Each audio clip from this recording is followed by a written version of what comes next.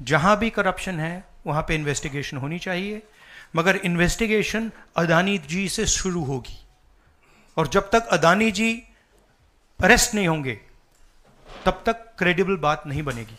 तो शुरुआत वहां से है, अदानी जी को अरेस्ट कीजिए, उनका इंटेरोगेशन कीजिए, और फिर जो भी इसमें इन्वॉल्व है पकड़िए, और एंड में मैं आपको बता रहा हूं नरेंद्र मोदी जी का नाम निकलेगा, क्योंकि बीजेपी की पूरी फंडिंग, पूरा फंडिंग स्ट्रक्चर इस व्यक्ति के हाथ में है।